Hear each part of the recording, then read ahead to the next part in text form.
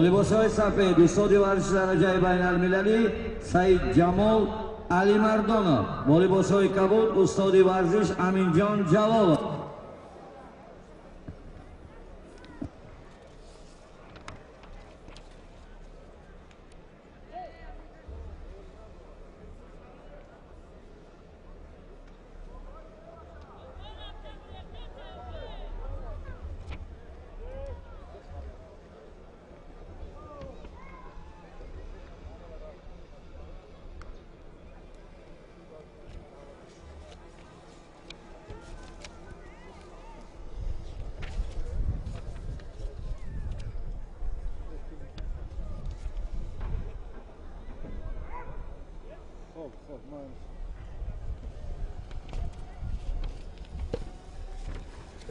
سعید جمال علی مردانوف این چهره سرشناس گشتین ملی در وزن 90 کیلو با مردم آشناست. این چهره که الان با امیر جان جلالوف خوازمایی را شروع کرد. سعید جمال خلعت سفید دارد و ورزشگری که تجربهش نسبت به امین جان فکر میکنم زیادتر است.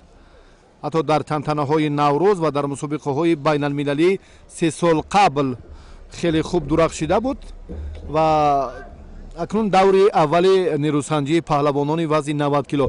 در مورد اکنون وزن که گرانتر شد شما چی نظر دارید؟ صورت افزایی باید بیشتر باشد یا باید اینجا هم دیگر عامل ها باید استفاده شود؟ و هر دو این ورزشگر علی مردانوف سعید جلال و جلالوف امین جان نماینده شهر دوشنبه هستند و هر دو هم ورزشگر شناخته هستند که بارها ما می‌بینیم که در خودی همین سبقت‌ها و من در مسابقه‌های گشتین ملی زیادتر اشتراک میکنن و علی مردانوف سعید جلال بیشتر سعید جمال بیشتر این در مسابقه‌ها اشتراک کرده است و در حقیقت اگر هر یک وزن وقتی که زیاد میگردد و در آنجا با همون مهارت ورزشگر است اون اگر 60 کیلو هم باشد یا 65 کیلو هم باشد همون مهارت خود باید در اینجا بیشتر نشان داده شود و حالا هر دو این ورزشگر در وزن تا 90 کیلوگرم رقابت نموده ایستادند و حالا با علی مردانوف سعید جمال از جانب داوران پهلو بهاگذاری کرده شد و این پرتافتی علی مردانوف از جانب داوری مرکز پهلو بهاگذاری کرده شد.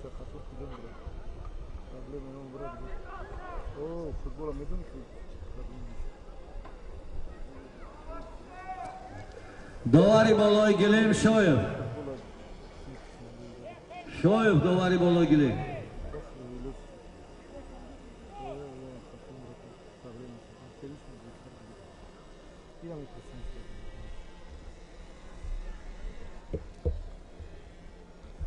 سعید جمال یگان نتیجه به دست نآورده است. الکی پهلو بهاگذاری گردید.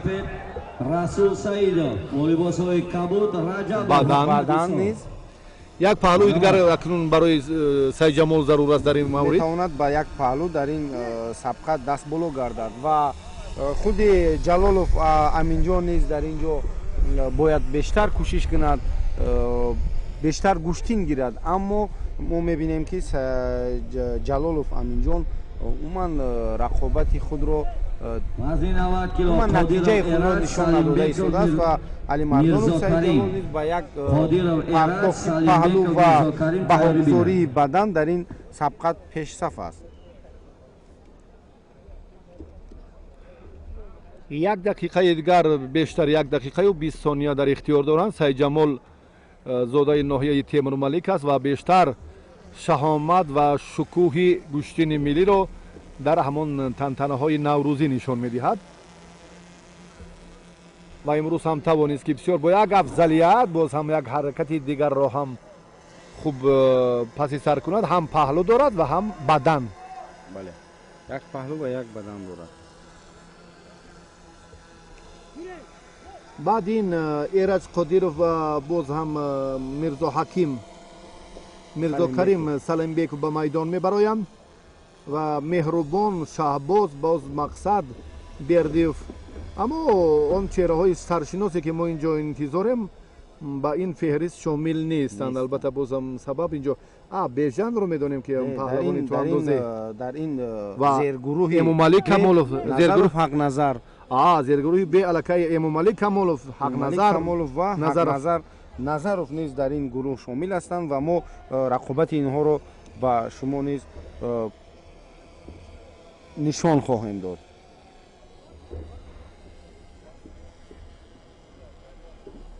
Али Мардонов як кӯшиши дигар кард, аммо боз ҳам барои хотимаи ин амал андаке суратафзоӣ, андаке ҳаракати ҷолибтаре лозим буд.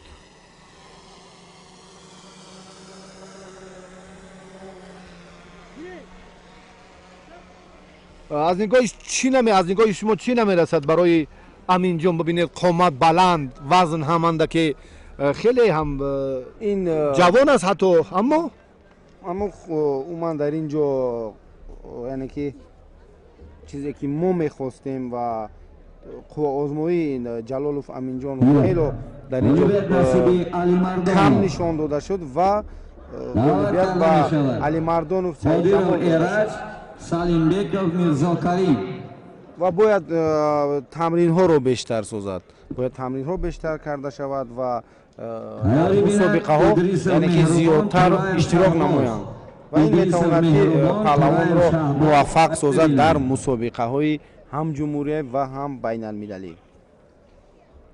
бисёр чеҳраҳои нав имрӯз ба майдон омаданд. Як ҷиҳати фарқкунандаи мусобиқаи куштини миллӣ ҳамин аст ки мо аксари онҳоро кам мебинем, кам дидаем дар мусобиқоти сатҳаш ҷумҳуриявӣ, яъне дар марҳилаи аввалу дуввум инҳо ҳам шарафёб шуданд. Ба хотири ширкат дар марҳилаи сеюм, албатта ду марҳилаи дигар қаблан дар минтақаҳои кишвар доир гардид. Салимбеков ва ин дар ду марҳила, яъне дар минтақаҳо марҳилаи яку дуюм баргузор гардид ва ҳамин варзишгарон дар он минтақаҳо ғолиб омаданд ва рохат гирифтанд ба мусобиқаи ҷумҳуриявӣ. ҳоло ба майдон Қодиров Эраҷ намояндаи вилояти Хатлон ва Салимбеков Мирзо Карим низ вилояти Хатлон даъват гардиданд. Бале, Эраҷ хилати сафед дорад аз шаҳри Бохтар ва Салимбеков Мирзо Ҳаким ин аз дастаи Хатлон ду, яъне аз минтақаи Кулоб аст. Акнун рақобат дар вазни то 90 кило ин дуюмин зурозмоии паҳлавонон дар даври аввали муборизаи имрӯза навакак оғоз шуд. Дар гилеми дигар ҳамон вазни 65 ҳавонон нерӯсанҷиаш идома меёбад. дар ҳар ду гилеми гӯштингирӣ ду нафарӣ ба ҳайси доварони назоратчӣ. Дар гилеми рақами 1 устоди варзиши дараҷаи байналмилалӣ, директори муассисаи давлати мактаби имтиёзи тамомили варзишӣ Абдусамад Шамсуллоев ва директори муассисаи давлати марказии хонандаги тимҳои мунтахаби ҷумҳурии Тоҷикистон Музаффар Ҳукматуллоев. Дар гилеми рақами 2 ва мебинем ки барои кам фаъолияти ҳар ду паҳлавон аз ҷониби довари марказ огоҳӣ эълон карда шуд ва бояд ин паҳлавонон ҷараёни рақобатро тезтар нишон бидиҳанд, тезтар баромонанд ва то ин ки ягон натиҷаи хубе ба даст оранд. Ва ҳоло ҳар ду ин паҳлавон як огоҳӣ аз ҷониби довар дода шуд ва ҷараёни ин қувваозмоӣ идома дорад. Ва мо ҳоло мебинем мухлисони гиромӣ ки аз ин ду тан паҳлавон кадоми онҳо ғолиб меоянд ва рохат мегиранд ба даври дуюми ин гурӯҳ.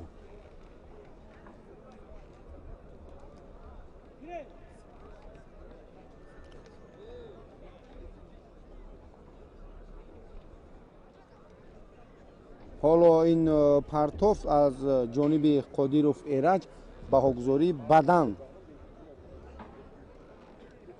баҳогузорӣ карда шуд ва ҳоло Қодиров Эраҷ дар ин сабқат бо гирифтани як бадан пешсаф аст ва бештар бояд Салимбеков Мирзо Карим дар ин ҷо кӯшиш намояд ва мо мебинем ки аллакай он ё дилшикаста шудааст ё ки уман маҳорати худро бояд дигар кунад, яъне гӯштингирии худро дигар созад.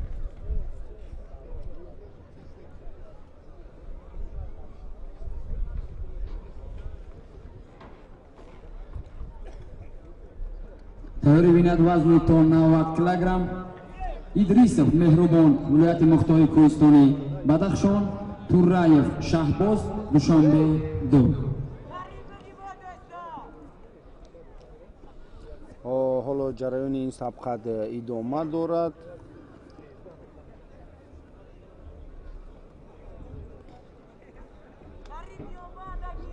Таври бинад вазни то 75 килограмм.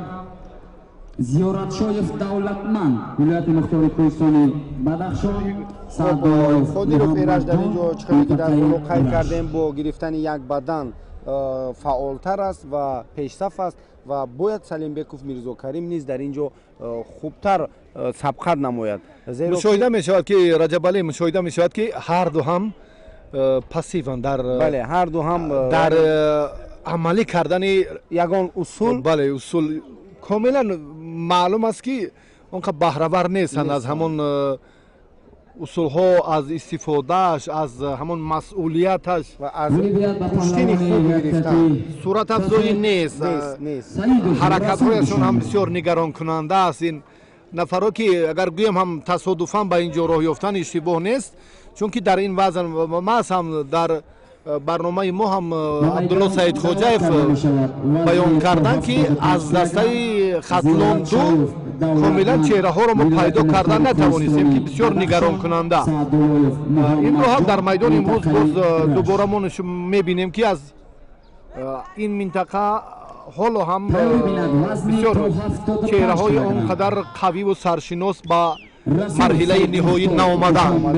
ва бовар кунед мухлисон ҳам анамин яъне ки дидори анамин партрофро интизор ҳастанд ва онҳо ҳам мехоҳанд бинанд ки ягон партофти зебои варзишгаро ва мутаассифона ин ду паҳлавон ягон партофти зебои ами гӯштини суннатӣ, гӯштини миллиро дар ин ҷо истифода накарда истоданд. Бояд довар дар ин ҷо фикри ҳаракатҳо ҳам хандаовар, қадамониҳо ҳам он қадар ба паҳлавонони касбӣ рабт надорад. Бо ҳамин тартиб бо як партофти бадан ғолибият ба Қодиров Эраҷ, намояндаи шаҳри Бохтар, Бохтари вилояти Хатлон дода шуд. Қодиров Эраҷ, Хатлон 1.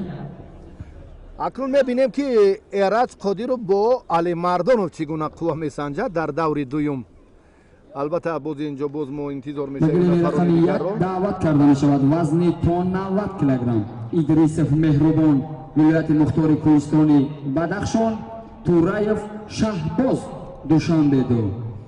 дар бораи Меҳрубон Идрисов ки бо хилати сафед ба майдон меояд андаке маълумот дорем, аммо дар бораи Шаҳбоз Душанбе 1 он қадар маълумоти муфассал надорем. муҳим фикр мекунам ки ҳамон ҷолибияти гӯштинро нишон додан аст. маълумот доштан надоштан барои бинанда он қадар муҳим нест ва шояд дар ҳамин нерӯсанҷӣ як масъулияте бошад, як ҳунаре бошад ки ба бинандагон ва ба мухлисон ҳам писанд ояд. Меҳрубон Идрисов, намояндаи вилояти Мухтори Кӯҳистони Бадахшон, сафед Тураев Шаҳбоз, Душанбе 2. Шаҳбоз Тураев бо хилати кабуд, ин варзишгари дастаи Душанбе 2. бубинем ки акнун чӣ гуна инҳо ҳам аллакай баробари доштани сари ёсин ё гиребони ҳариф аллакай касбият маълум мешавад, маълум карда мешавад. Бале ки то кадом андоза он варзишгар тайёранд ва гӯштинро чӣ гуна медонанд ва чӣ гуна ҳамун истифодаи ҳамин усулҳои зебои гӯштинро медонанд ва ҳоло аллакай сабқат оғоз гардид ва ҳар ду паҳлавонам дар ин сабқат кӯшиш менамоянд ки яъне ҳамун усулҳои зебоӣ ва гӯштини миллӣ ва умуман дастболо гарданд ва то ин муддат яъне ки вақт ҳаст ва мо дар ҷараёни баргузории ин сабқат яъне ғолибро мебинем ки кӣ дар ин ҷараён ғолиб меояд. ва худ бинед ки чӣ хеле ки шумоам қайд кардед ки дар ин ҷо бисёр чеҳраҳои нав ҳастанд ва аз ҳамон гӯштингирӣ ҳамин паҳлавонон ва агар бархурдор бошанд ҳунари беҳтар нишон диҳанд барои мо албатта шоистаи қадрдонӣ ва таҳсин ҳам ҳаст. метавонем ки агар тасодуфан ба майдон оянд ки ки кадом тан ин варзишгарон имрӯз омода ҳастанд ва то ба ҳамин рохат пайдо кардан барои мусобиқа то чӣ андоза омодагӣ гирифтанд ва мо мебинем ки бисёри онҳо ё тасодуфан ҳастанд ё ки умуман ҳамун худи камфаъол ҳастанд, бештар ҳамун усулҳоро дуруст истифода намебаранд ва ин аз он шаҳодат медиҳад ки мо бояд бештар ҳамин варзишгарон тамринҳои худро бештар кунанд ва мусобиқаҳо зиёдтар дар мусобиқаҳо иштирок намоянд ки мо тавонем аз байни онҳо беҳтарин чеҳраҳои варзишро пайдо созем. ҳало ки берунаро чунон истифода мекунад бисёр нигаронкунанда, ҳаракатҳои ҷолиб ҳам надоранд дар ин замина, дар ин муборизае ки мушоҳида мекунем акнун бояд ки ҳамун тартибе ки мақбули мухлисон аст, ҳамун тарзи ба гӯштини хоси ба гӯштини миллӣ инҷо ҳам бояд хуб ҳам риоя гардад, ҳам мушоҳида шавад. Бале. ҳамоно дар ин гилем қуввозмоӣ ҷараён дорад.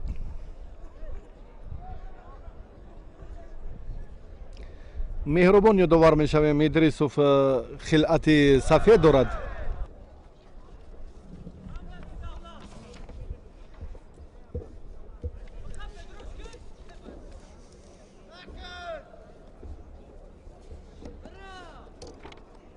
خب جریان این سبقت یعنی دو پهلوانی ایدریسوف مهربان نماینده ولایت مختار کوهستان بدخشان و توریف شهباز از دسته دوشنبه دو حالا ادامه دارد و ما میبینیم که این دو پهلوان حالا از جانب داور این پرتافت ایدریسوف مهربان نماینده ولایت مختار کوهستان بدخشان بدن بهاگذاری کرده شد و توریف شهباز باید بیشتر در این جریان فعال باشد و تا تواند که با یگان پرتافتی زیبا دست بالا گردد، ولی متاسفانه از جانب توریف شهباز نیز یگان اصول اجرا کرده نشده ایستاده است و ایدریسوف مهربان با آن پرتافتی که از جانب داور مرکز بدن بهاگذاری شد حالا یعنی که پیش‌صفی در اختیار خود دارد پهلو و پهلوانی یکتکی و این جریان علاقه ادامه دارد. پهلو همین تاریخ غالبیت صاف و پهلوانی یکتکی سفید زیارت شایف دولتمند ولایت مختار کوهستان بدخشان.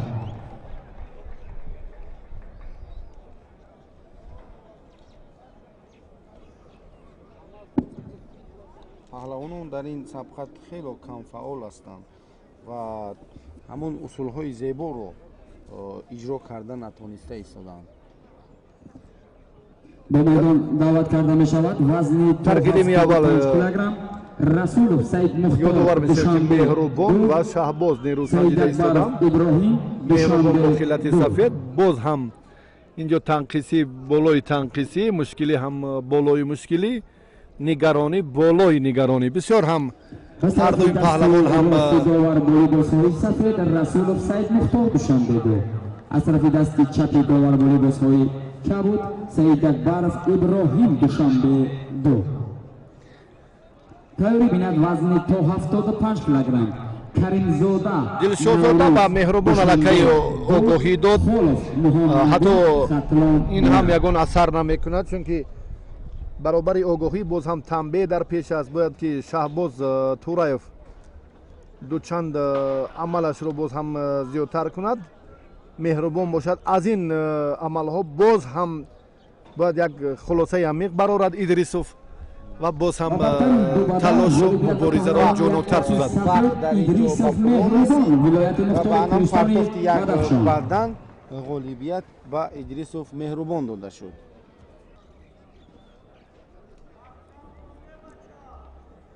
سردار شیرافغان شهری دوشنبه نعیمov جمشید خطلونیک. علاقه این آواز آماده میبینم با حیدری سید اکبرزاده، حیدری سید کبیرزاده سردار خطلون شیرافغان و نعیمov جمشید دعوت کردیدند. شیرافغان خلعت سفید دارد، این پهلوان دسته دوشنبه یک ҷамшед наимов аз дастаи хатлон як бо хилъати кабуд. ҳоло ҷараён аллакай оғоз гардид ин сабқат.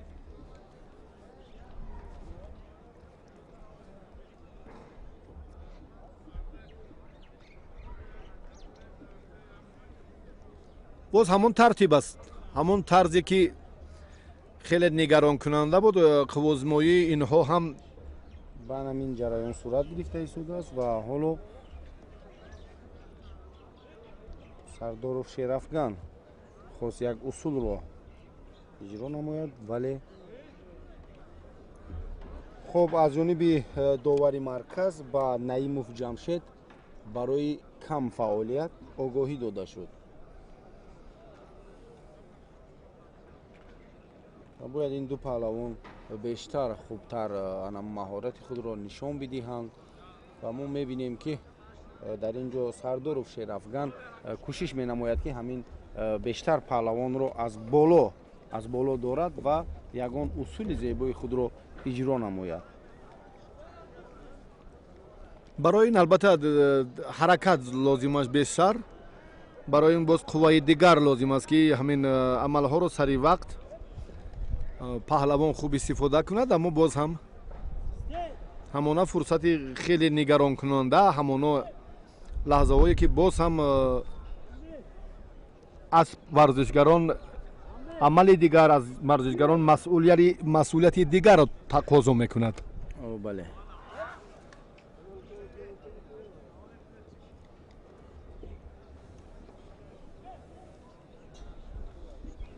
рақобат идома дорад ва ҳоло Сардоров Шерафган дар ин сабқат каме ҳам бошад пешсаф аст ва ба фикрам барои камфаъолӣ худи Наимов Ҷамшед танбеҳ аз ҷониби довари марказ танбеҳ дода шуд.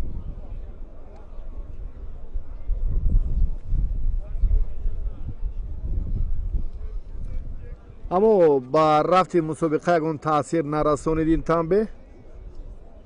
варзишгар ки муҷозот шуд бояд як масъулият дошта бошад, бояд қуввааш дучанд бошад, бале бештар фаъол бошад. аммо мутаассифона баъд аз гирифтани ин танбеҳ ҳам ин варзишгар маҳорати ҳамун худро дигаргун накардааст ва ба ҳамун ҷараёне ки дар аввал буд, ба ҳамун ҷараён гӯштин гирифта истодааст.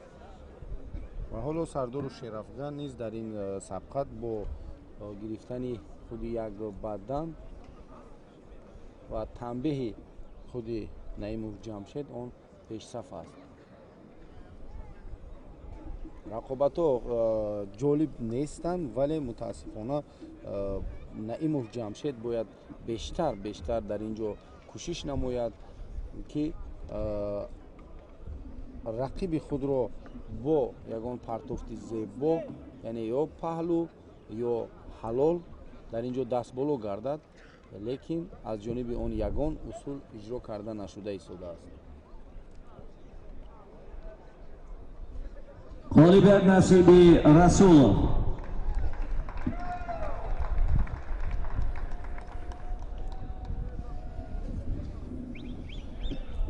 Каримзод Наврӯз, Холов Муҳаммадӣ. Тайёрӣ бинад. Наҷмиддинов, Ятимов. Сардоров Шерафган низ як Наҷмиддинов, Ятимов тайёрӣ бинад. вале бенатиҷа ва барои нодуруст доштани рақиб, яъне ки ба он огоҳӣ дода шуд. паҳлавонон бояд бештар дар ин ҷо чолок бошанд, чусту Волейболҳои сафед. новобаста аз вазни гарон доштан, вале дар ин ҷо Каримзод Наврӯзои Наимов Ҷамшед Кабуд, Холов Муҳаммадӣ. гарчанде ки усул аз ҷониби Сардоров Шерафган иҷро карда бошад ҳам, яъне ки ба усули контр мегем, он усулро то охира иҷро накард ва ҳоло фикри доварон ки ба ин усул чӣ баҳогузорӣ менамоянд.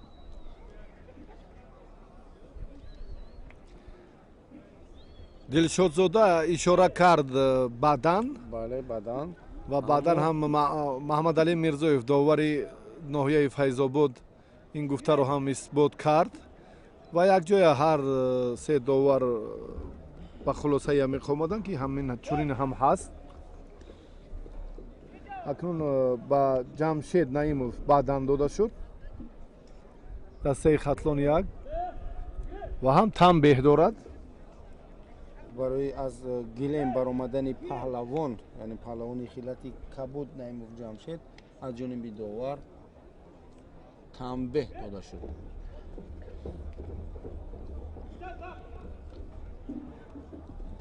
ва вақт низ дар ин ҷо ба охир расид. ҳоло мебинем ки сардоров шерафган дар ин вохӯрӣ ғолибият насиби Наимов Ҷамшед. ва ба фикри доварон ки дар ин ҷо худи ҷамшед бадани охирро ба даст авад карда мешавад аваз ғолиб вилояти суд наимов ҷамшед дода шуд. Раҳимов Улуғбек шаҳри Навои тобеи марказ тайёрӣ бинад. Боқиев Бежан вилояти Мухтори Кӯҳистони Бадахшон. Каримов Суруш вилояти Суғ. гарчанде ки довари Кунҷӣ танбеҳ дошт ва дуюм баданро ишғол намуданд ба анамин хотир ғолибият ба наимов довари ҷамшед. Кунҷӣ Шорбони Илҳом. паҳлавонони вазни то 90 килограмм дар гурӯҳи А ба майдон даъват карда шуданд. аз тарафи дасти рости довар варзишгар бо хилати сафед Авазов Олим намояндаи вилояти Суғ ва Ҳайдари Саидакбарзода намояндаи вилояти Хатлонду бо яктаки сабз ба майдон кабуд ба майдон даъват карда шуданд. Мадин вохӯрӣ дар гилеми рақами як тайёрӣ бинад. Боқиев Бежан вилояти Мухтори Кӯҳистони Бадахшон. Каримов Суруш вилояти Суғ. ва худи сабқати ин ду паҳлавон шурӯъ гардид ва ҳоло ягон партов ё ягон натиҷа аз ҷониби ду паҳлавон яъне ки ба чашм намерасад.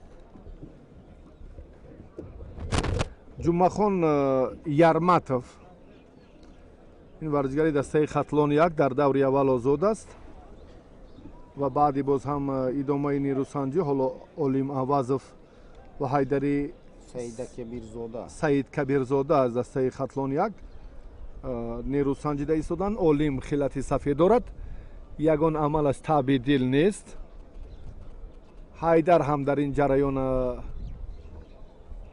ҳайдар акнун ин паҳлавони дастпарвари мактаби варзиши ҷамоати шӯгнови ноҳияи Ховалинг аст. боз ҳам соли чаҳорум аст ки таҳти роҳбарии мураббии ҷавон Фаррух Собиров тамрин мекунад.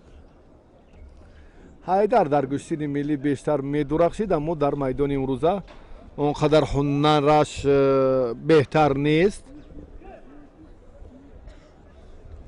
аз ҷиҳати вазн фикр мекунам 81 ё 82 кило аст. аз ин хотир дар 90 кило нерӯ месанҷад. сабабаш ҳамин аст ки ҳарифон аллакай 8-10 кило аз он вазнинтаранд. ҳоло аз ҷониби довар ба ҳар ду паҳлавон бинобар кам фаъолияташон огоҳӣ дода шуд ва дар ҳақиқатан агар як вазн дар ин ҷо бисёр роли калон мебозад. вақте ки паҳлавон 80-81 кило асту дар вазни 90 кило баромад мекунад ва яъне ки ҳамрақиби он вазни 90 аст, дар он ҷо ба он варзишгар мушкиле яъне ки пайдо мегардад, мушкилӣ пеш меояд. ва ҳоло ҳар ду паҳлавон аз ҷониби довар ба гирифтани огоҳӣ ҳар ду паҳлавон огоҳӣ дода шуд ва ҳоло сабқат бенатиҷа идома дорад. акнун Ҳайдар ин ҷо бисёр ба маврид қайд кардем ки вазн нақши созгор дорад. ба ҳар ду танбеҳ дода шуд. ба ҳар ду огоҳӣ, баъдан ба ҳар ду танбеҳ. бинобар кам фаъолият намуданашон ба ҳарду паҳлавон низ танбеҳи аввал дода шуд.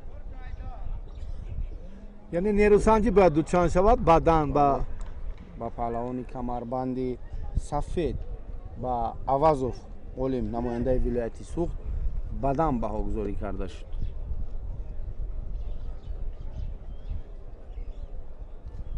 улуғбек раҳимов аз дастаи шаҳру ноҳияҳои тобеи марказ дар даври аввал озод аст.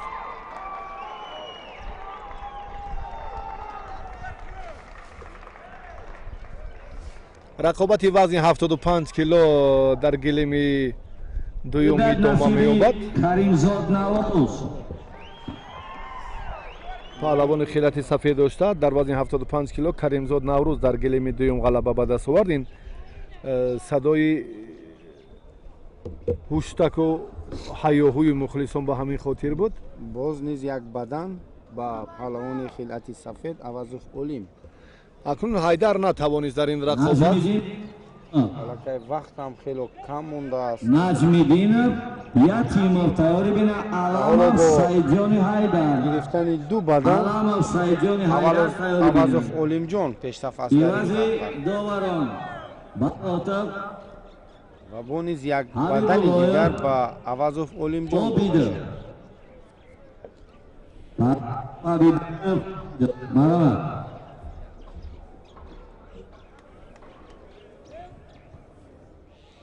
ҳайдар бояд бештар фаъол бошад дар ин сабқат ва аммо ягон натиҷаи хубе ба даст наоварда истодааст.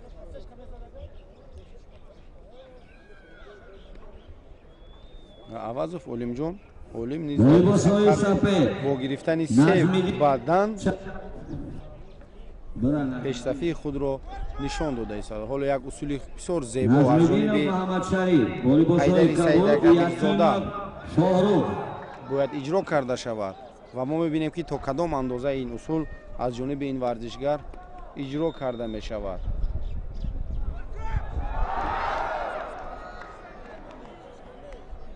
бе натиҷа.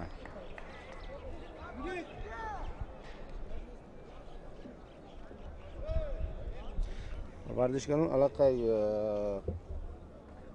зиёда аз 3 дақиқа бо ҳам қувозмоӣ намуданд ва чихеле ки дар боло қайд кардем Авазов Олим бо гирифтани 3 бадан дар ин рақобат пешсаф аст. ғолибият насиби Авазов тамом шуд, вақт ба охир расид ва ҳоло ғолибият ба Авазов Олим намояндаи вилояти Суғд дода шуд ва рохат ба даври дуюми ин мусобиқот дар вазни пол 90 кило. вилояти Мухтори Кӯҳистони Бадахшон Карим Уруш вилояти Суғд довари болои гилем Сорбони Илҳом довари кунҷӣ Сатторов кунҷӣ ва дар гилеми рақами якум Нам, ҳоло Муҳаммадалӣ ивази довари марҳамат марказӣ аст ва ҳоло ҳарду ин паҳлавон ба майдон даъват карда мешаванд. либосҳои сафед Бежан Боқиев вилояти Мухтори бо Кӯҳистони либоси сафед Боқиев Бежан намояндаи вилояти Мухтори Кӯҳистони Бадахшон ва Каримов Суруш Файзов Талобиддин намояндаи вилояти Суғд Ҳасаншоев дар ин Файзов Талобиддин гурӯҳи Б ба майдон даъват карда шуданд. аллакай рақобати ин ду паҳлавон оғоз гардид. Боқиев Бежан намояндаи вилояти Мухтори Кӯҳистони Бадахшон ва Каримов Суруш аз вилояти Суғд дар ин сабқат бо ҳам рақобат намуда истоданд.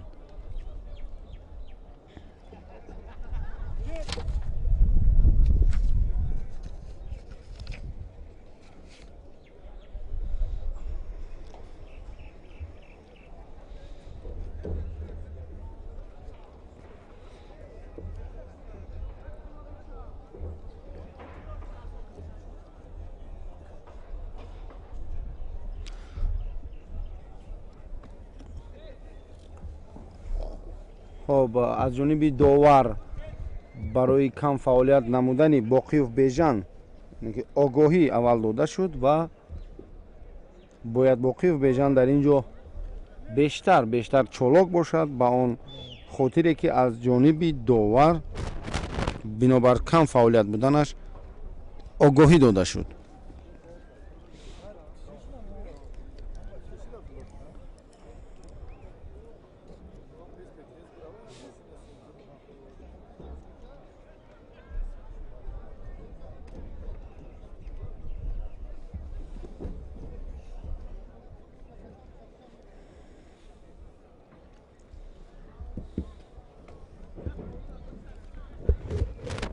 بیژن سالهای قبلی اندکی هنرش بهتر بود و این سالهای آخر تمرینش موافق مطلب نیست، یعنی کمتر است. به این خاطر ورزشگر خیلت سفیدوشته در میدان امروزه اونقدر هنرش رو مقابل سروش کریمов از سوخت خوب ادامه نشان دادن نتوانسته ایستاده است و ما از برادران هم بیژن باقیوف و هم پهلوان وزن 65 یعقوب جان باقیوف که هر دو هم برادران از ولایت مختار کوهستان بدخشان از ناحیه ونجند، اما وزن 90 کیلو بسیار هم دلگیر کننده است. فکر میکنم چسب و تلاشی که در وزن 65 بود و در وزن 75 در گلیم دوم است، اما در وزن 90 کیلو با استثنای رقابت علی مردانوف دیگر اکثر واخوری ها همین به یک طوری معمولی پس سر شدند. بله در اینجا نیز ورزشگران هم یگان مهارت و یگان چست و چالاکی خود را نشان دادند که توانند مخلصان را در اینجا امروز میبینیم که چقدر مخلصان زیاد برای تماشای این گشتین ملی در خود مؤسسه دولتی نوروزگاه شهر دوشنبه جمع آمدند و مشتاق همین بهترین پهلوانان هستند، بهترین پرتافتی خودی همین پهلوانان هستند و من فکر میکنم که حالا جریان بهترین سبقت ها در پیش است و در این جانب یک چند تن ورزشگران شناختم در وزن هم 90 کیلو و هم در وزن 75 کیلو نامنویس گردیدند که ما خودی همین رقابت آنها را بدتر به شما معرفی خواهیم کرد.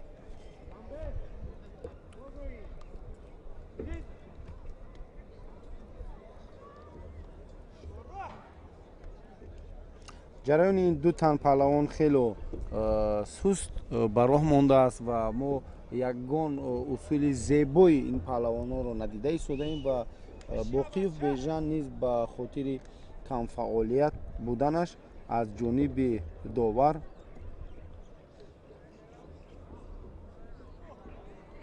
آگاهی داده شد و حالا سروش کریمov یک پرتافتی خیلی خوب را اجرا نمود و از جانب داوران این پرتافت بدن بهاگذاری کرده شد. وقتی اون جریان قوا آزمایی خیلی کم مانده است و حالا پهلوان سوغدی یعنی کریمov سروش با گرفتن یک بدن در این جریان پیشرفت است و حالا نیز برای نادرست داشتن اصول از جانب داور سروش کریمov تیاری بیند سعید رسول زیارت شوید آگاهی داده شد. سعید رسول زیارت شوید تیاری بیند.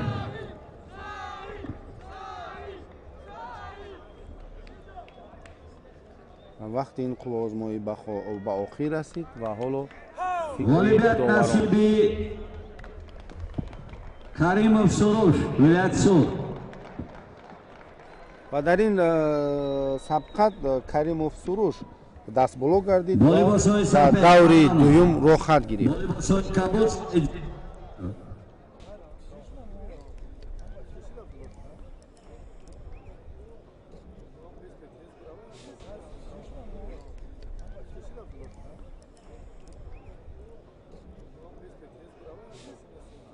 اینک دوستانی عزیز ما توجه میکنیم به رقابت پهلوانان با زورآزمایی هایی که خیلی حساس هم و این دو پهلوانی که الان در گلیم دوم رقابت را آغاز کردند، نفر موفق به مرحله نهایی وزن تا 65 کیلو راه می‌یابد و البته ما هنرنمایی یعقوب جان باقیوف رو در مرحله قبلی هم مشاهده کردیم. این پهلوان ونجی بول خلعت سفید هم در میدان است و رقابت رو با حریف خود هم خیراندیش مرادزاده از دسته خطلون دو باز هم پرشیده تر میکند و خیراندیش باز هم اینجا با اشتباه راه میدهد. بعدن امکانیتی بود اما باز هم جمشید قربانوف داور کنجی و باز هم داور سمت چپ به این بهاگذاری نکردند و یک آواز اینجا البته به این نوبت گرفته نمی شود. همانا خیراندیش و یعقوب جان در مرحله نیمه نهایی وزن تا 65 کیلو با هم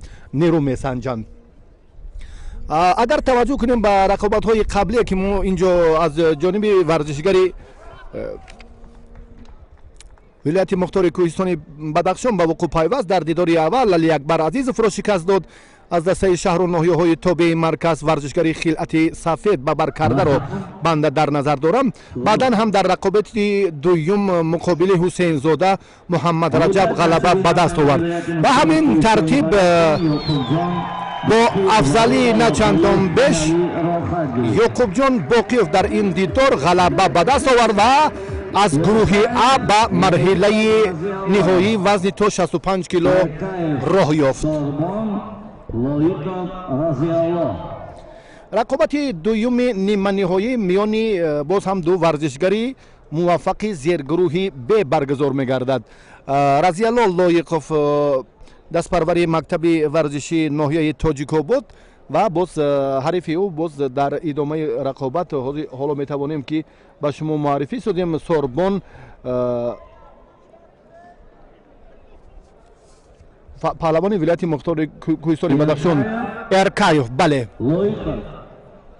بعد از چند لحظه این دو پهلوان در میدان میشوند و اگر باز ما به گلیم اول توجه کنیم که اینجا باز ورزشگران وزنهای دیگر هم نیروسنجی رو باز در وزن تا 90 کیلو اینجا ادامه داده ایستادند. مرحله به مرحله باز هم نفران موفق امکانیت نیروسنجی رو پیدا می سازند و امروز هم واقعا فدراسیون گشتین ملی گشتینگیری و مقامات اجرایی حکومت دولتی شهر دوشنبه در همکاری با کمیته کار با جوانان و ورزشی نزد حکومت جمهوری تاجیکستان یک چهاربینی با شکوه را سازمان دادند که امروز واقعا در همون ادامه سلسله چهاربینی های جشن استقلالیت دولتی جمهوری تاجیکستان این تدبیر هم باز یک زمینه قوی میگذارد که پهلوانان ما هم باز هنر و متانت خود را در میدان از این هم بهتر نشان دهند. از کارگردان خواهش میکنیم فیروز بختی بیکوف که توجه کنم با گلیم اول.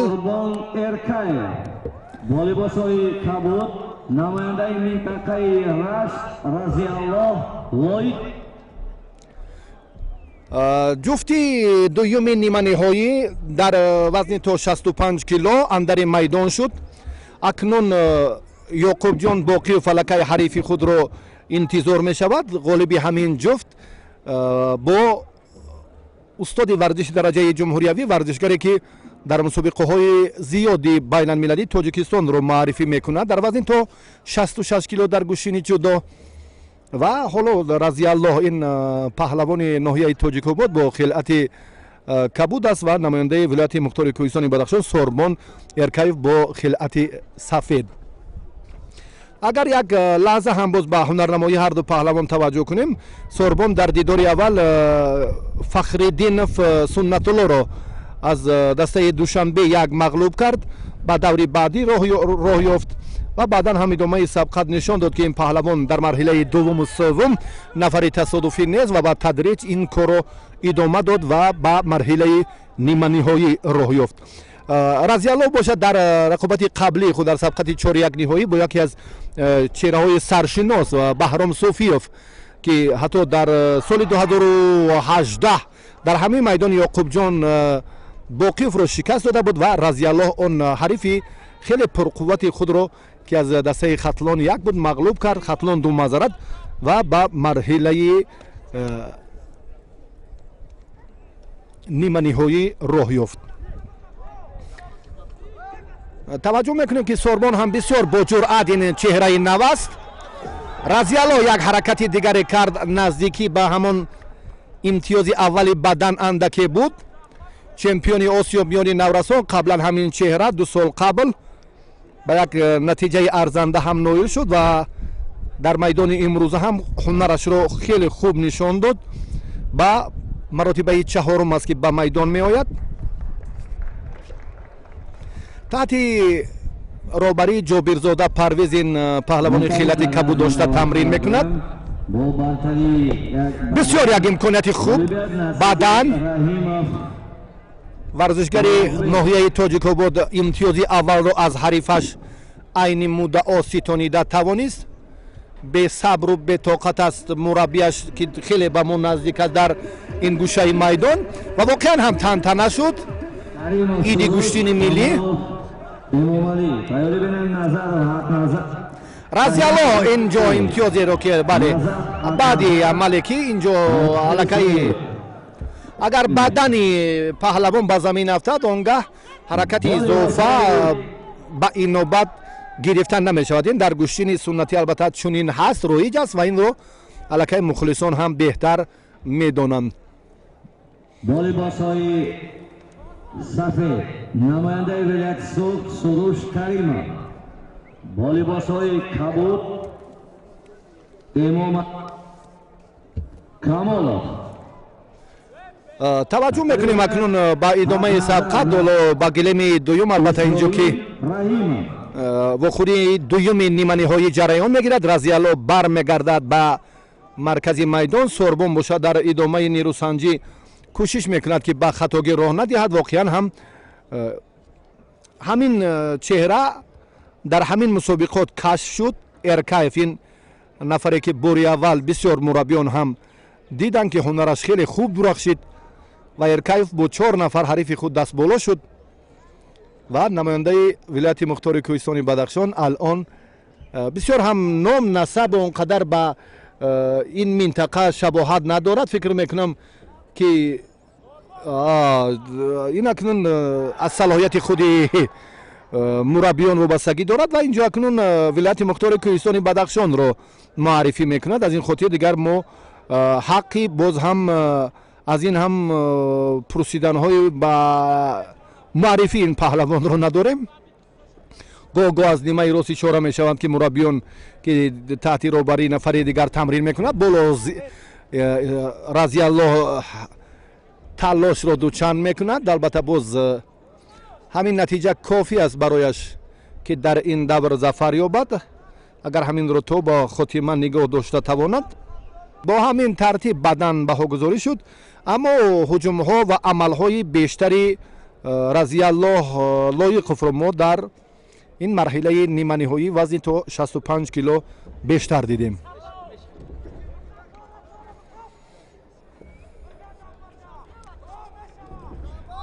Сорбон мубориза бурд. қуввааш афзалӣ надорад барои истифодаи ин усуле ки бо истилоҳи мелниса хеле роиҷ аст дар гӯштини ҷудо ва ҳамчунин дар гӯштини миллӣ ҳам барои имтиёз хеле мусоидат мекунад.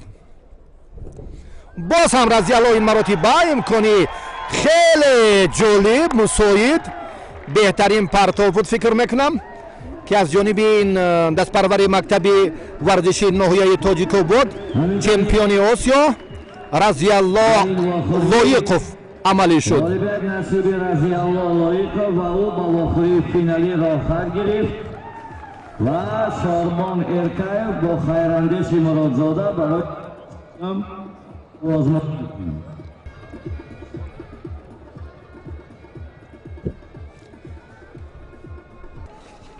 Хисрав Аламов волейболшои Кабуд. айёри бинад Рафул Идов ва Саидмухтор Расулов.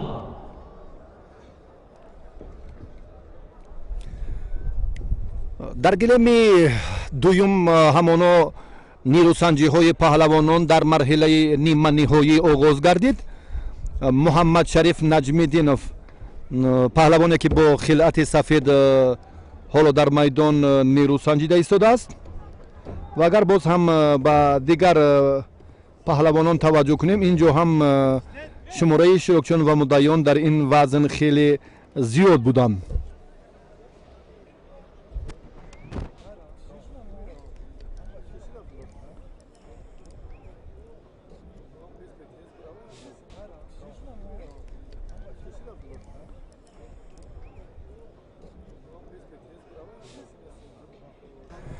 хисрав аламов аз шаҳри ваҳдат паҳлавони хелати кабуд дошта. ҳоло ин оилаи аламовҳо албатта дар сулола ва дар маҷмӯъ ба гӯшин як рақобати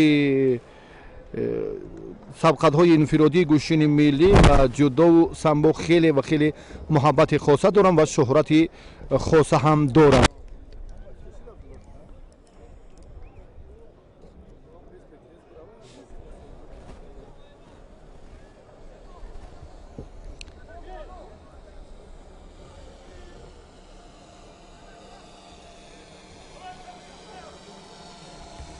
ҳамоно муҳаммадшариф наҷмиддинов дар идомаи сабқат андаке боз ҳам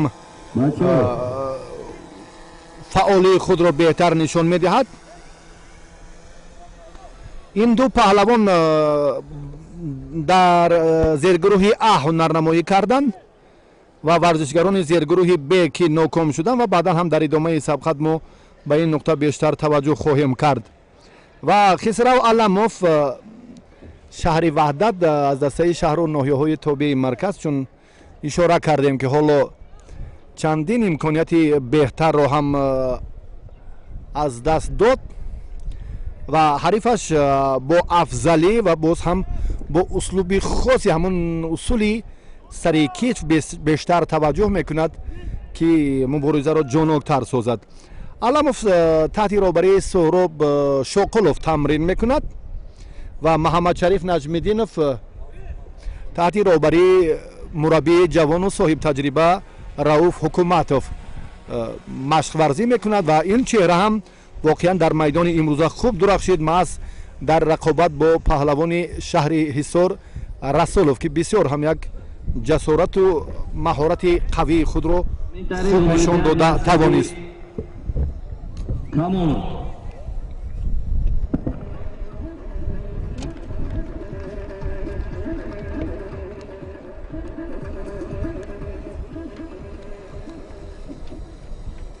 Назаров Раҳимов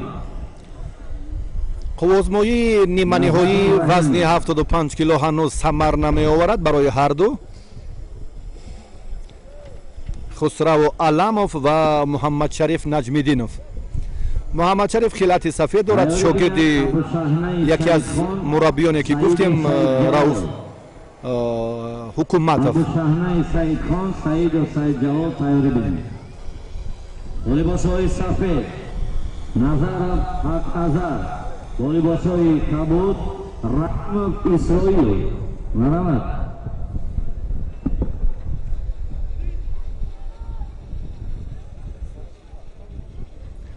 ҳоло ҳам дар гилеми дуюм нафари муваффақ фарде ки албатта инҷо соҳиби имтиёзи аввал гардад маълум нест. аламов андаки ақиб нишинӣ кард. фишори дучанди муҳаммадшариф наҷмиддинов дар идомаи нерӯсанҷӣ каме ба назар расид. довар ба ҳамин хотир ишора кард ки ҳарифро маҷбуран аз майдон тела дода берун кард, огоҳӣ дод.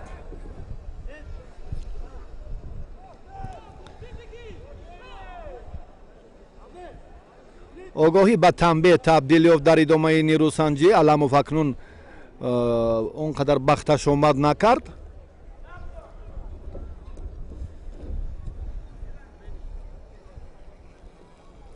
вохӯрии аввали ниманиҳои вазни то 75 кило ҷараён дорад.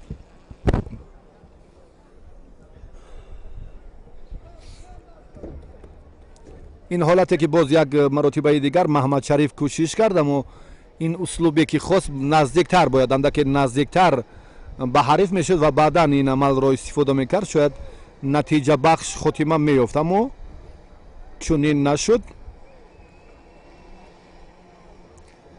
хисрав аламов манучер, алишер аламовҳо, сорбон аламов, сомон аламов ва чандин нафарони дигар ки ин сулолаи паҳлавонӣ дар шаҳри ваҳдат ҳам хеле рушд кардааст. ой хеле ҳам фурсати созгор, ҷолибтарин партофт маҳмадшариф наҷмиддинов дар ин дидор ғолибияти софро ба даст овард. غالبیت نصیبی نجمیدینov و او با آخرین فینالی را خواهد گرفت. الان برای جای سوم و آخری می‌گذراند.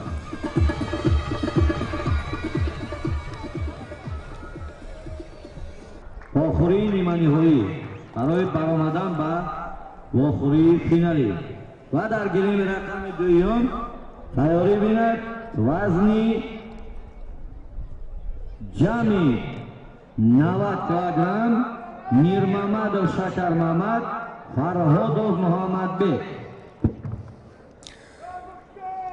фурсати маърифии паҳлавонони با لباس‌های سفید вазни 75 кило سعیدov با لباس‌های کبود سعید مختار رسولov.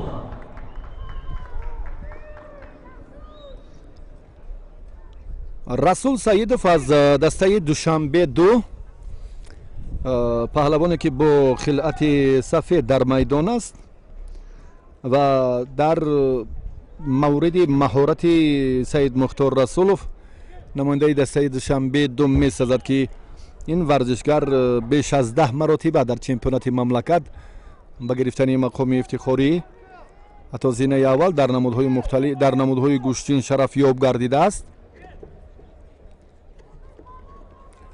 натиҷаи шоистаи мусобиқаҳои зиёди сатҳи ҷумҳуриявӣ ва ҳатто мусобиқоти байналмилалиро ҳам дорад. саид мухтор хилъати кабуд ба бар кардааст дар ин давр. рақобати нима ниҳоии дуюми вазни то 75 кило аст. саид мухтор таҳти роҳбарии ризқиддин раҷабов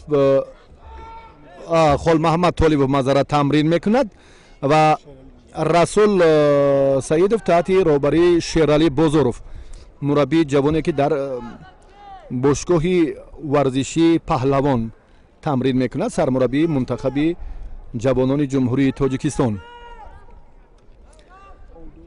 толибов дар марҳилаи омодагӣ шогирдаш ҳам қаблан як саҳми муносиб мегузошт ва бештар дар мусобиқаҳои сатҳи ҷумҳуриявӣ албатта мо натиҷаи шоёнро аз саид мухтор расулов дида будем. имрӯз ҳам хеле хуб ҳунарнамоӣ кард. даври аввал 2-3 акнун марҳилаи чаҳорумро ҳоло навакак шурӯъ кард.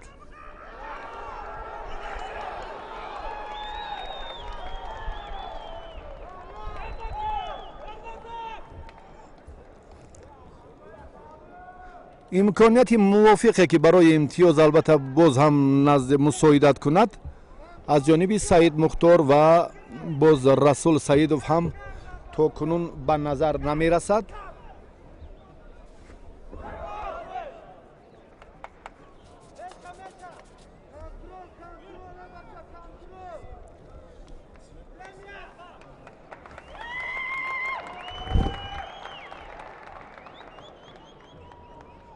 довар сафарали баротов ба ҳарду паҳлавон бинобар сабаби ҳамун кашмакашиҳои беасосашон огоҳӣ медиҳад. ин аз он башорат медиҳад ки бояд паҳлавонон дар радифи амалҳои бештарашон масъулият дошта бошанд.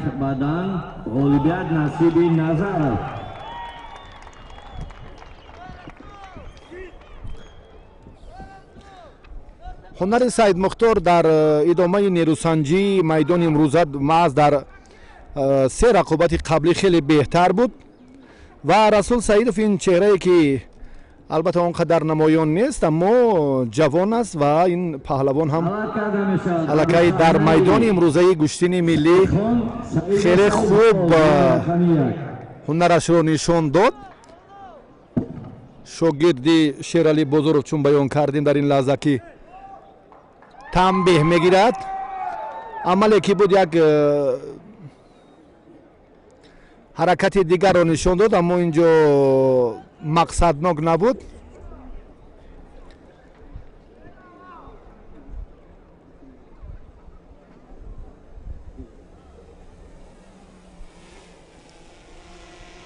марҳамат. бо мубориза боз ҳам пуршидатар мегардад. манкунем хоб довари болои гилем дилшодзода, довари кунҷӣ ҷуфти дуюми вохӯрии ниманиҳоӣ вазни то 75 кило. довари кунҷӣ хуҷандиҷа. марҳамат. имконияти хеле созгорро ҳам дар ин фурсат паҳлавони хилъати кабу дошта хуб истифода карда тавонист. бисёр ҳам партофти Саид Мухтор Расулов айни муддао буд ва ин паҳлавон ҳамин тавр ба ғалаба ноил гардид ва ба финал баромад. Расулов Саид Мухтор ва ӯ ба вохӯрии финали баромад. Саид Мухтор бо Маҳмадшариф Наҷмиддинов нерӯ хоҳад санҷид дар рақобати ниҳоии вазни то 75 кило. вазни ҷамъи 100 килограмм Мирмамадов Шакармамад, Фарҳодов Муҳаммадбек. вохӯрӣ ниманиҳоӣ. таваҷҷӯҳ мекунем ба Саидҷалол Саидов дар вазни ҷамъи 90 кило. паҳлавони шинохта устоди варзиши дараҷаи байналмилалӣ Саидҷалол Саидов аз дастаи Душанбе 1 ҳунарнамоӣ мекунад дар зергурӯҳи А ва боз инҷо ҳам Абушаҳнаро аллакай мухлисонаш хеле хуб медонанд ки ин варзишгар ҳам имрӯз дар вазни ҷамъи 90 кило ба майдон баромад. Абушаҳна хилати сафед дорад. довари болои гирем Ҳабибуллоев.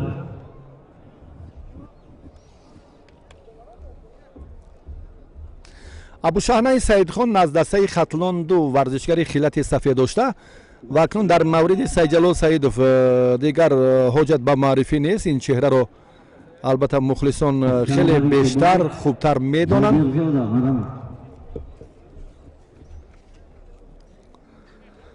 ҳамин тавр акнун дар ду вазн 65 ва 75 аллакай варзишгарони муваффақ иштирокчиёни марҳилаи ниҳоӣ муайян шуданд.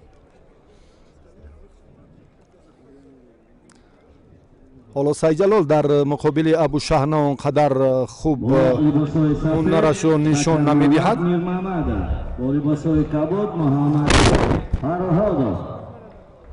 доар ба ҳар ду паҳлавон огоҳӣ дод.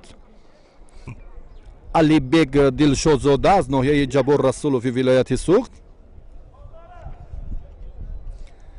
мебинем ки Саидҷалол албатта ҳангоми аз боло доштан ё остини ҳарифро кӯтоҳтар ёне ба маврид доштан метавонад ки бисёр амалҳоро хуб истифода кунад. рақами 1 тайёрӣ бинад Алимардонов Раҳимов Улуғбек. дар гиреми 2 Камолов Назаров.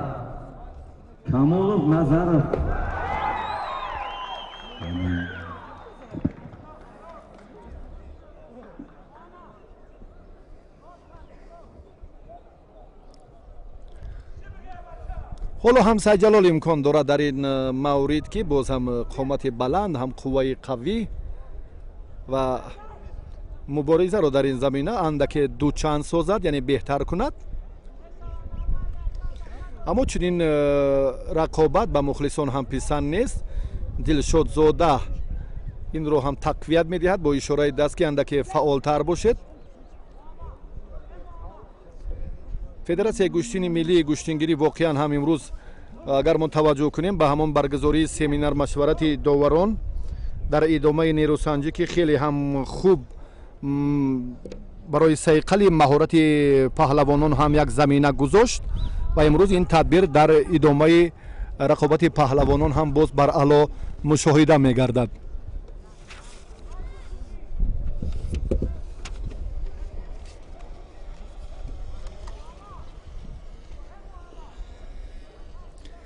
Саидҷалол имкон дорад дар ин ҷараён ки ҳаллуки берунаро хуб истифода кунад. Абушаҳнаи Саид ин варзишгаре ки худ дар ноҳияи Темурмалик бештар тамрин кардааст ва таи 2 соли охир агар мо ба ҳунараш боз аз наздиктар бо дастовардҳое ки ин паҳлавон дорад таваҷҷӯҳ кунем, он қадар натиҷаҳои шоёни мусобиқоти сатҳии ҷумҳуриявиро доро нест. Яъне то ба ҳамон марҳилаҳои ниманиҳоӣ ва барои медалҳои биринҷӣ бештар мубориза мебарад. варзишгари хилъати сафед бабар карда Сайҷалол бошад. Баръакс ин паҳлавоне ки ҳоло андаки ақибнишинӣ кард, ҳамин тартиб, ҳамин тарзи ифодаи амалашро ҳам довар ба назар гирифт. танбеҳ дод ба Сайҷалол. чаро Сайҷалол ҷиддӣ гӯштӣ намегирад? мухлисон аллакай инро хуб медонанд дар ин лаҳзаҳо, ҳолон ки Сайҷалол бисёр ҳам нирӯ ва қувваи қавӣ дорад ки муқобили чунин ҳарифонаш ба монанди Абушаҳнаи Салӣ хеле ҳам хуб ҳунарнамоӣ кунад ва ба осонӣ ғалаба ба даст оварад. акнун аз боло доштан ин боз ҳам аллакай дақиқаи аввал агар хоҳад, ман фикр мекунам ки дар як фурсат, дар як фосилаи хеле наздик метавонад ки боз ҳам аз ҳариф имтиёзи заруриро ситонад, аммо ин ҳам барои холи аввал ё бадан андаке наздикӣ дошт, аммо баҳогузорӣ намешавад бо ин тартиб.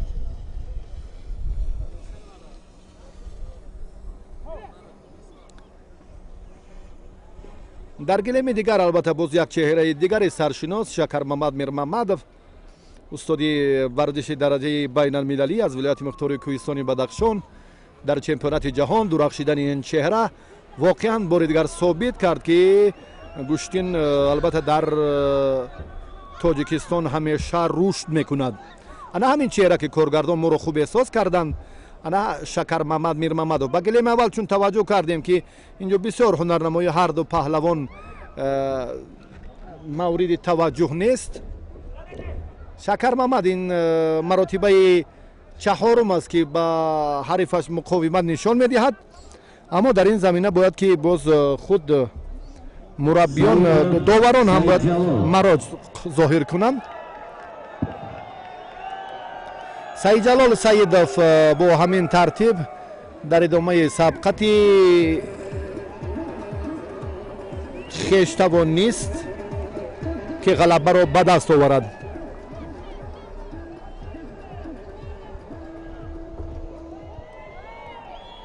Алимардонов Раҳимов. акнун Сайҷалол ба марҳилаи баъдӣ роҳ ёфт.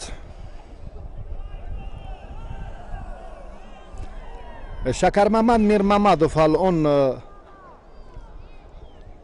он натиҷаи беҳтар, он партофти хеле саривақтие ки мухлисон интизораш буданд, то кунун хотима надодааст. Алимардонов Саидҷамол, Раҳимов Улуғбек.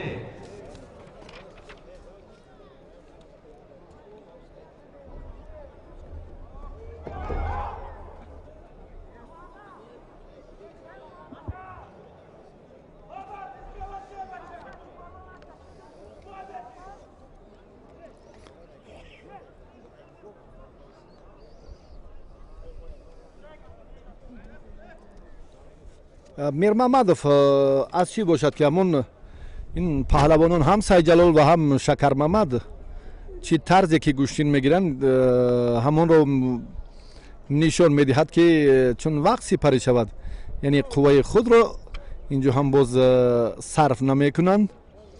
интизор ба ҳамон марҳилаи хеле ҳассосу ҳалталаб барои мукофоти ёлии шоҳҷоиза бошанд ва бисёриҳо ҳам ба ҳамин назаранд ки ин ду чеҳраи саршиноси вазни ҷамъи 90 кило дар майдони имрӯза ҳарифи арзандаанд. аммо майдон нишон хоҳад дод ки ин суханҳо то ба куҷо асос доранд.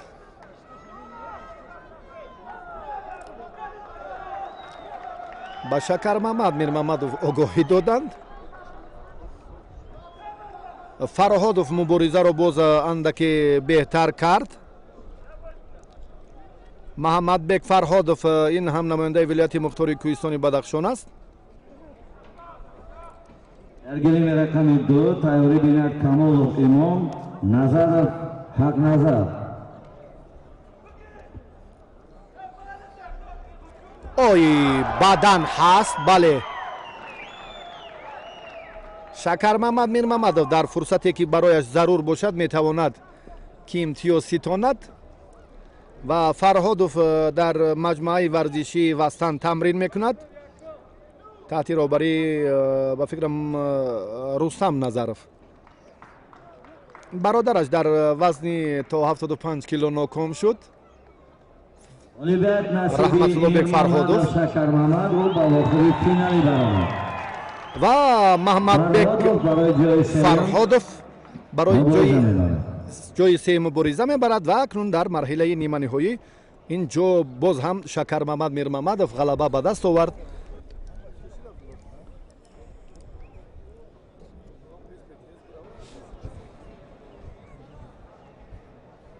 گلیم رقم 2 دعوت کرده می شود کمال امامعلی نظر حق نظر پاخری نیمانی هایی برای برآمدن به آخرین فینالی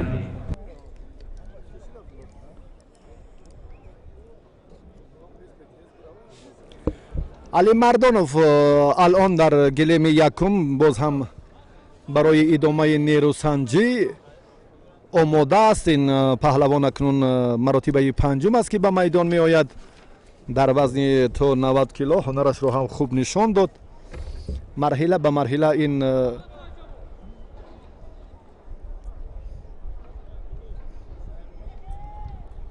рақобатҳои ҳассосро бомуваффақона паси сар кард ва акнун андаке дигар боқӣ мондааст ки ин барои ширкат дар марҳилаи ниҳоӣ ҳақ пайдо созад.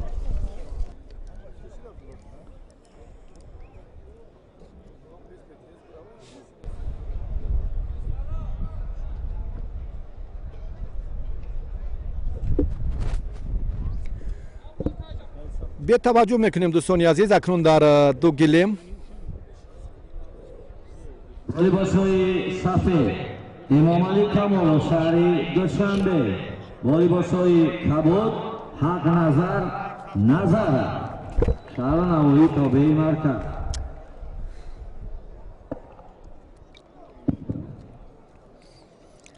дар ҳар ду гилем рақобатҳои ниманиҳоӣ вазни 90 кило ҷараён дорад. чун дар ибтидо баён кардем ки Сайҷамол Алимардонов чеҳраи саршинос албатта имконияти хубро фароҳам овард ки ба финал барояд баъди чанд лаҳзаи акнун эмомалӣ камолов ва ҳақназар назаров ҳоло дар марҳилаи оғози сабқати ниманиҳоӣ қарор доранд баъди амри довар бале ҷобирзода парвиз довари марказ аз ноҳияи тоҷикобод дар гилеми дуюм ва акнун таваҷҷӯҳ мекунем ба муборизаи паҳлавонон ва ба нерӯсанҷии ду ҷуфтӣ ки хеле ҳам ҳунарашон дар майдони имрӯза намоён буд. аммо Сайҷамол интизори дигар амали ҳариф аст. Сайҷамол дар радифи талошҳояш хуб дифоъ мекунад, боз ҳам вақтро, боз ҳам ҳамон фурсатҳои созгорро самаранок истифода мебарад. тайёри бинад вохӯрӣ барои ҷои сеюм дар вазни 65 килограмм Эркаев Хайрандеши Муродзода.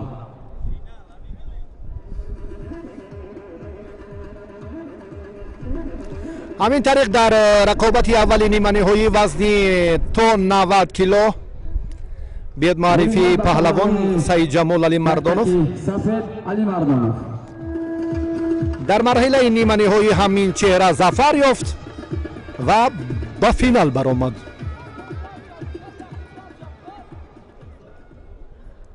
ҳақназар Назаров ҳоло боз баъд аз кӯмаки духтури мусобиқа бармегардад ба майдон ва дар мавриди ҳунари Эмомалӣ Камолов албатта месазад гуфт ки хеле паҳлавони ҷавон аст ва дар идомаи нерӯсанҷӣ таҳти роҳбарии Ризқиддин Раҷабов ба фикрам тамрин мекунад. Андаки инҷо ҳам муборизаро боз ҳам беҳтар нишон медиҳад, аммо Ҳақназар Назаров чунин менамояд ки осебаш ҷиддӣ аст, наметавонад ки дар муқовимати ҳарифи худ инҷо боз ҳам як амали чашмрасро ҳам хуб анҷом диҳад.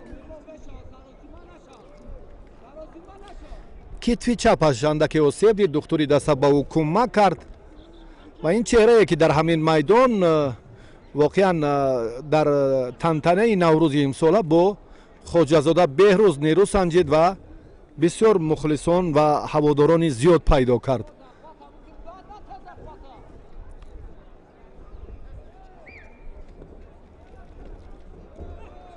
боз ҳам дубора инҷо ишора мекунад Эмомалӣ, ҳаракате ки боз ҳам беҳтар буд, аммо натиҷа нест. Ин натиҷа нест.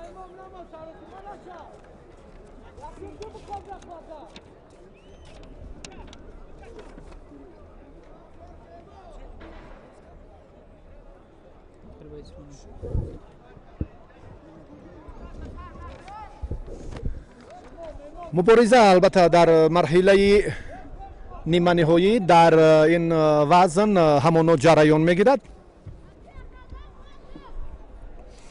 ҳақназар андаке осеб дид, аммо Эмомалӣ фишорро муқобили ин варзишгар боз ҳам дучанд мекунад, аммо як ҳаракате ки боз ҳам баҳогузорӣ шуд. имтиёз фикр мекунам бадан нест, чунки чунин амалҳоро ҳам Эмомалӣ аллакай чанд дафъа анҷом дод.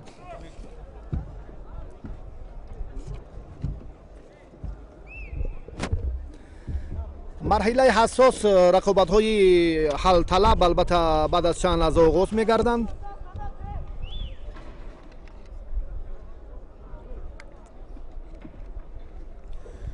барои зинаҳои сеюми ифтихорӣ дар чаҳор вазн баъдан марҳилаи ниҳоӣ.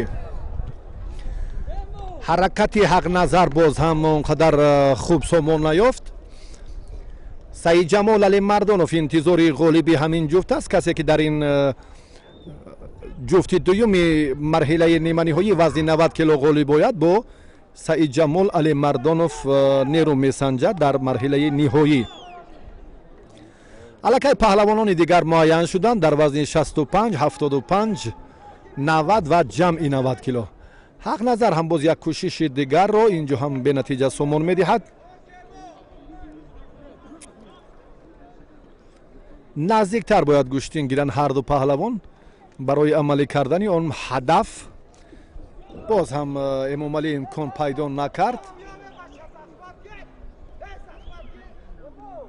ҳақназар андаке боз ҳам рӯҳияашро қавӣ мекунад ки дар идомаи мубориза боз ҳам хубтар дурахшад.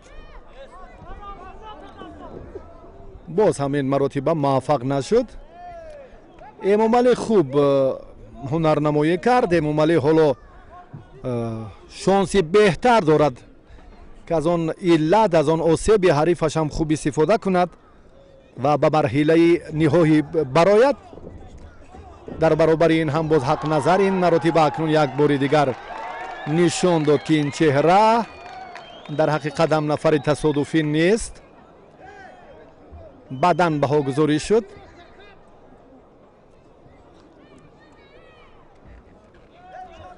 якдилона се довар ҳакамӣ карда, се довар баҳогузорӣ карданд. баъдан аллакай Ҳақназар соҳиб шуд.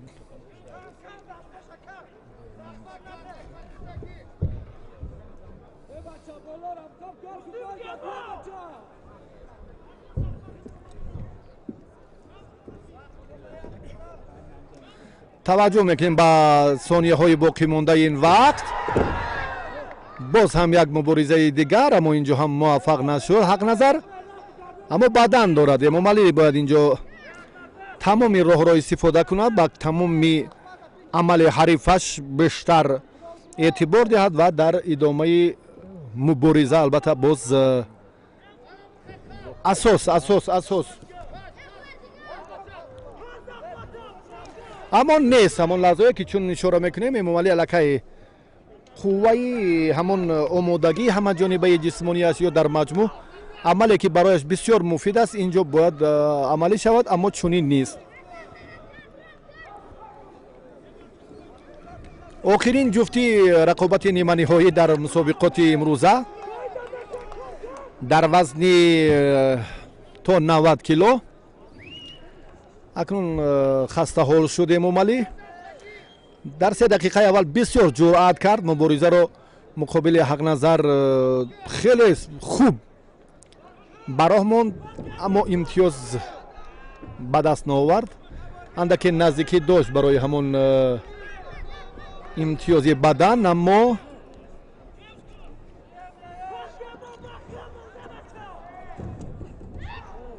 ҳақназар хастаҳол аст. Агар бо ин тартиб агар мо таваҷҷӯҳ кунем ба сабқати баъдии ҳақназар дар муқобили Саидҷамол барояш боз фикр мекунам ки мушкили зиёд ба миён меояд.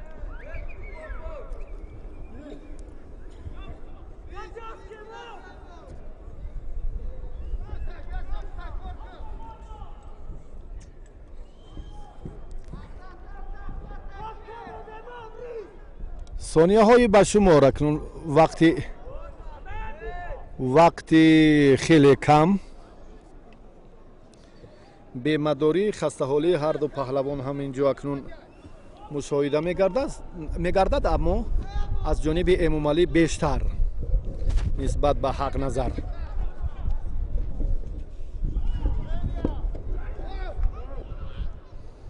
дубора таваккал кард эмомалӣ дубора ҳам муваффақ нашуд.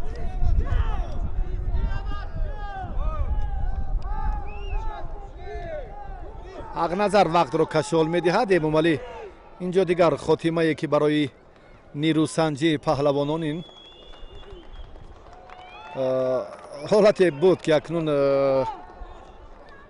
барои кашол додани вақт ва ҳамин тавр ҳақназар Назаров паҳлавони шаҳри Исол бо як имтиёзи бадан дар ин марҳила ғалаба ба даст овард ва ба финал баромад. бо Саидҷамол Алимардонов барои мақоми аввал мубориза хоҳад бурд. дар охири ниманиҳоӣ ғолибият насиби намояндаи шаҳру навои тобеи марказ ҳақназар Назаров.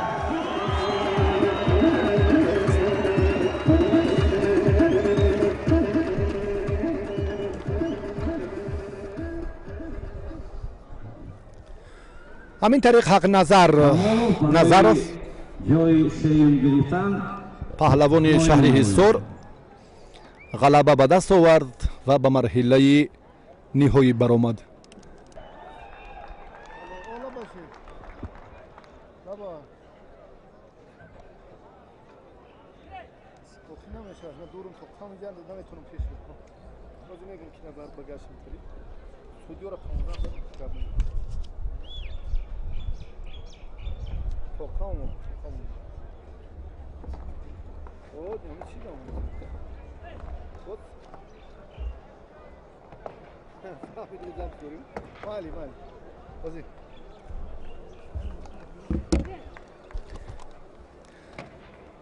барои зинаи сеюми ифтихорӣ медали биринҷӣ талоши паҳлавононро бо ҳам мебинем.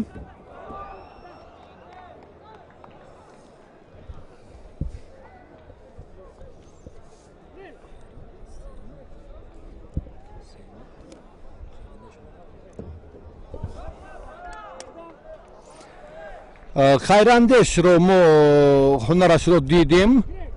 муродзода хайрандеш ин паҳлавоне ки аз дастаи хатлон ду аст ва боз ҳам Сорбон ки дар марҳилаи ниманиҳоӣ ноком шуд.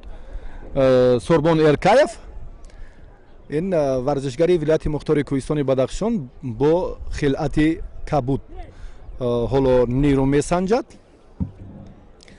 хайрандеш таҳти роҳбарии Абдулло Саидхоҷаев тамрин мекунад ва дар бораи Сорбон албатта мо он қадар маълумоте надорем ки насаб ва номаш он қадар хос ба ин мардуми вилояти Кӯҳистони Бадахшон нест.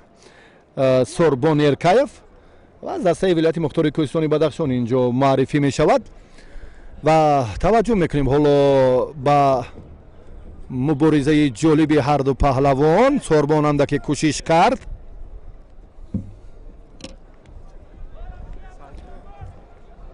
барои хотимаи ҳамон амале ки имтиёзи баданро соҳиб гардад, андаке Сорбон афзалии ҳунари худро, бартарии маҳораташро нишон надод.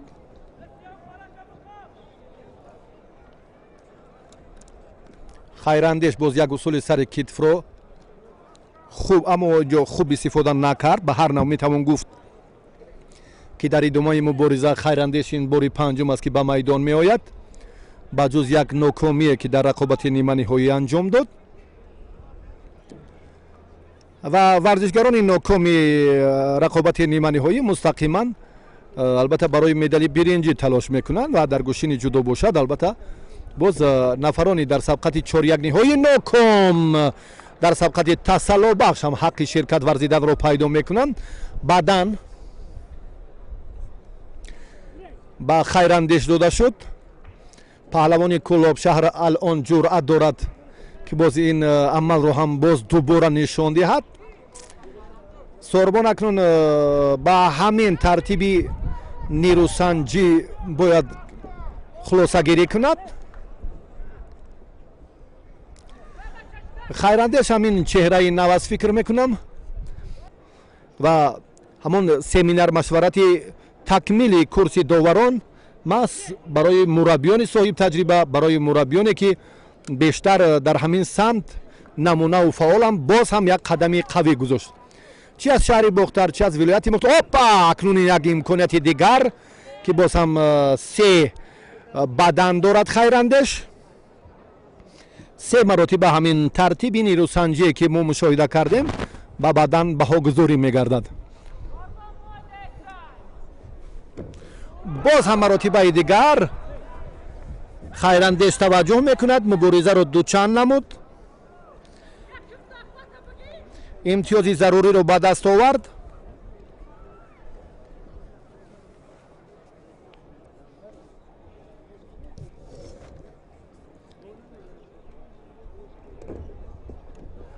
амалҳои Сорбон он қадар самаровар нестанд.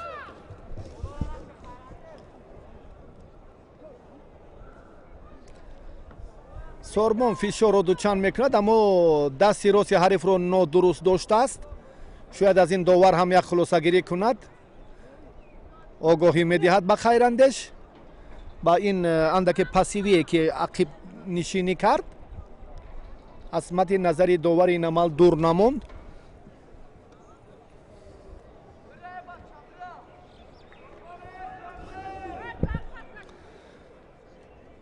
вақт нишон дод ки Хайрандеш дар майдони имрӯза ҳунараш барои дарёфти мақоми сеюм, медали биринҷӣ сазовор аст.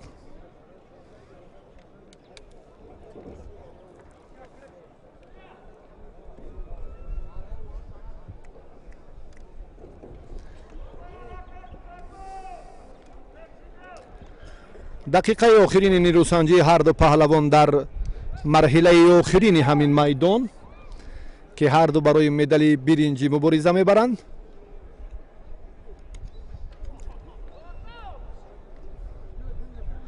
ҳарорати зиёди гармии болои гилем ба рафти рақобати паҳлавонон андаке монеа ё мушкилӣ эҷод кард, гӯем хато намекунем.